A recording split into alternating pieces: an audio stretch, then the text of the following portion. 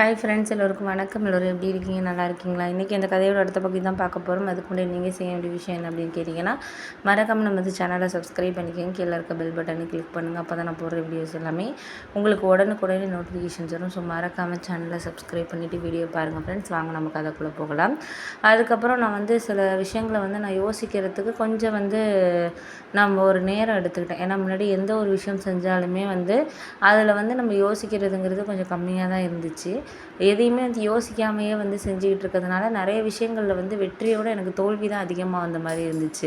அப்போ தான் நான் யோசித்து பார்த்தேன், எதையுமே நம்ம ஏன் யோசிக்காமல் செய்கிறதுனால தான் இந்த மாதிரி ஒரு இதாகுது அப்படின்னு சொல்லிட்டு நானே உணர ஆரம்பித்தேன். நம்மளுக்கு எப்போதுமே ஒரு விஷயமா இருக்கட்டும், ஏதோ ஒரு செயல் செஞ்சோன்னா அதை நம்மளுக்கு கண்டிப்பாக அதில் ஒரு தோல்விங்கிறது கண்டிப்பாக நம்மளுக்கு இருக்க தான் செய்யும். ஆனால் எந்த விஷயம் பண்ணாலுமே ஏதாச்சும் ஒரு இது நம்மளுக்கு அதில் ட்ராபேக் ஆகுது அப்படின்னு சொல்லிட்டு நம்ம சொன்னோன்னா அதை நம்ம திருத்திக்கிறதுக்கு நம்ம ஒரு முயற்சி பண்ணணும் அப்படிங்கிறது தான் எனக்கு ஒரு இதாக இருந்துச்சு.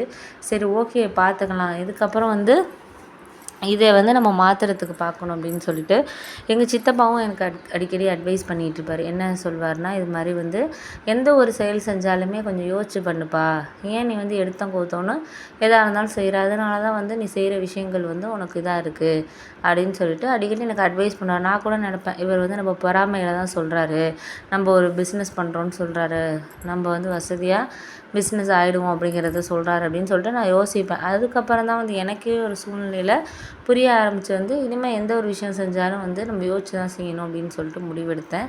அதுக்கப்புறம் என்கிட்ட இருந்த ஓரளவு பிஸ்னஸ் எல்லாம் பண்ணி ஓரளவு தோற்று போயாச்சு. இனிமேல் நம்ம என்ன பண்ணுறது அப்படின்னு யோசிச்சப்போ தான் என்னோடய ஃப்ரெண்டு ஒரு ஐடியா கொடுத்தான். இது மாதிரி பழைய பிளாஸ்டிக் இந்த இதெல்லாம் இருக்கிறதெல்லாம் ரீசேல் பண்ணுற இது பண்ணுற ஒரு மிஷின் வாங்கி வச்சுட்டு நீ ஒரு நாளைக்கே உனக்கு 1000 ரூபாயிலேருந்து 2000 ரூபா வரைக்கும் கிடக்குண்டா.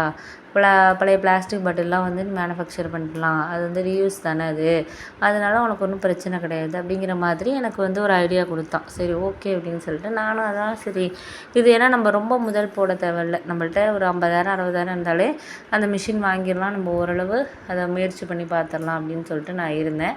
சரின்னு சொல்லி ஃப்ரெண்டோட சொல்லிவிட்டு அவன் சொன்ன இடத்துல போயிட்டு மிஷின்லாம் பார்த்துட்டு அவங்களே சொன்னாங்க, இது மாதிரி நாங்களே உங்களுக்கு மிஷின் கொடுத்து ப்ராக்டிஸும் கொடுத்துருவோம் அப்படிங்கிற மாதிரி சொன்னாங்க. சரி, ஓகே அப்படின்னு சொல்லிட்டு நானும் ஓரளவு நல்ல இதாக தான் இருக்குது அப்படின்னு சொல்லிட்டு அந்த இதில் முடிவெடுத்துட்டு அதுக்கப்புறம் நானே என் ஃப்ரெண்டும் போய் பார்த்தோம். பார்த்ததுக்கப்புறம் எங்களுக்கும் பிடிச்சிருந்துச்சு. அவங்க ட்ரைனிங் கொடுத்தாங்க. ஒரு வாரம் எப்படி மிஷின் ஆப்ரேட் பண்ணுறது, என்ன மாதிரி இது பண்ணணும், இதுக்கு எவ்வளோ சார்ஜ் போடணும், அந்த மாதிரி எல்லா விஷயங்களும் எங்களுக்கு சொல்லிக் கொடுத்தாங்க. அது சொல்லிக் கொடுத்து கொஞ்சம் கற்றுக்கிட்டேன். அதுக்கப்புறம் வீட்லேயே பக்கத்தில் முன்னாடி இடம் இருந்துச்சு. ஏன்னா ஏற்கனவே மளிகை கடை அதில் நான் ரெடி பண்ணி வச்சுருந்தாலும் அந்த இடத்துல மிஷின் போட்டு பக்கத்துலேயே இது பண்ணலாம் அப்படின்னு சொல்லிட்டு நான் தெரிஞ்சவங்க இது மாதிரி இருக்கவங்கள்ட்ட எல்லாம் ஊரில் இருக்கவங்கள்ட்ட கொஞ்சம் இந்த பேப்பர் இதெல்லாம் வேஸ்ட் இதெல்லாம் கிலோ கணக்கில் வாங்குறதுக்கு நான் இது பண்ணேன். சரி, ஓகே அப்படின்னு சொல்லிட்டு அவங்கக்கிட்ட ஒரு 7-8 பேர்கிட்ட சொல்லி வச்சேன். அவங்களும் சரி, நான் ரெகுலராக கொண்டாந்து கொடுக்குறேன்ப்பா, நீ எங்களுக்கு டெய்லி காசு கொடுத்துருவியா அப்படின்னு கேட்டாங்க. நான் சொன்னேன், டெய்லி என்னால் கொடுக்க முடியாது, ஒரு 2-3 நாளைக்கு ஒருக்க நீங்கள் கணக்கு பார்த்து வாங்கிக்கலாம் அப்படின்னு சொன்னேன். ஆனால் டெய்லி நானும் ஒரு வியாபாரம் பண்ணி எனக்கு மறுநாள் லாபம் எடுக்கிறதுங்கிறது மறுநாள் ஆகிடும் அப்படிங்கிற மாதிரி சொன்னோன்னே சரிப்பா, எனக்கும் புரியுது உங்கள் சூழ்நிலை அப்படின்னு சொல்லிட்டு சொன்னாங்க. அதுக்கப்புறம் மறுநாள்லேருந்து அவங்க கொஞ்சம் வெளியூரில் இருந்தெல்லாம் அந்த இதில் பக்கத்தில் டவுனில் எல்லாம் இருக்கிறது குப்பையெல்லாம் பொறுக்கிட்டு கொஞ்சம் கிலோ கணக்கில் கொடுக்க ஆரம்பிட்டாங்க. 3 கிலோ 4 கிலோ அப்படின்னா எனக்கு கொஞ்சம் கொஞ்சமாக அந்த மிஷினில் கொஞ்சம் ஆப்ரேட் பண்ணுறதுக்கும் நான் இது பண்ணேன். அப்புறம் அதெல்லாம் ரீயூஸ் பண்ணி பிளாஸ்டிக்காக கன்வெர்ட் பண்ணி அந்த எனக்கு கொடுத்த கம்பெனிக்கே நான் அனுப்பி வச்சேன் பார்சலில். அவங்க வீக்லி ஒன்ஸ் எனக்கு சம்பளம் போட்டுருவாங்க. ஆனால் நான் இவங்களுக்கு 2 நாளைக்கு ஒருக்க ஒரு 3 நாளைக்கு ஒருக்க நான் எல்லாமே இது பண்ணுவேன். ஏன்னா அவங்களும் கஷ்டப்படுறவங்க, நம்ம வார சம்பளம்லாம் கொடுத்தோன்னா அவங்களால ஃபேமிலியை இது பண்ணணும் அப்படிங்கிறதுனால நான் என் கை காசை போட்டு 2 நாளைக்கு ஒருக்க 3 நாளைக்கு ஒருக்க கொடுத்துருவேன். அவங்க எனக்கு வார சம்பளம் போடுறப்போ அதை அடுத்த ரொட்டேஷன் போட்டுக்கிறது, இப்படியே ஒரு 2-3 மந்த் போயிட்டு இருந்துச்சு. ஓரளவு மாதம் எனக்கு செலவு இதெல்லாம் போக மாதம் ஒரு 20,000லேருந்து 25,000 கிடச்சிச்சு. நான் முன்னாடி பண்ண தொழில் எல்லாமே நானாக கை காசு போட்டு ரொம்ப நஷ்டமாக தான் போயிட்டு இருந்துச்சு.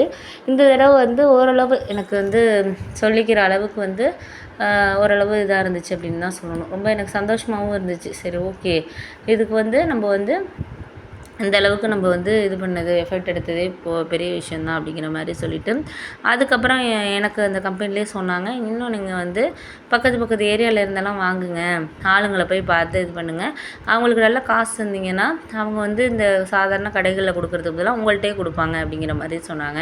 சரின்னு சொல்லிட்டு நானும் வந்து மெனக்கெட்டு வந்து அதுக்கப்புறம் பைக் எடுத்துகிட்டு பக்கத்தில் எங்கள் ஊர்லேருந்து ஒரு 10 கிலோமீட்டருக்கு வெளியில் உள்ள டவுன் இதுலெலாம் போயிட்டு இந்த குப்பை அள்ளுறவங்க அவங்களையெல்லாம் பார்த்து ஓரளவு பேசினேன். அவங்களும் வந்து நாங்கள் வந்து ஒரு சேர்த்து வச்சுட்றோம், 2 நாளைக்கு ஒருக்கா நாங்கள் சேர்த்து வச்சுட்றோம், நீங்கள் வந்து என்ன பண்ணுறீங்கன்னா எங்களுக்கு வந்து